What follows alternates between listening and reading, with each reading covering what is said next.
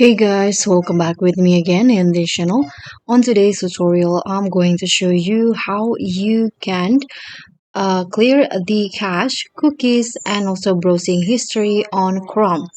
So the first thing that you want to do is just open the Chrome.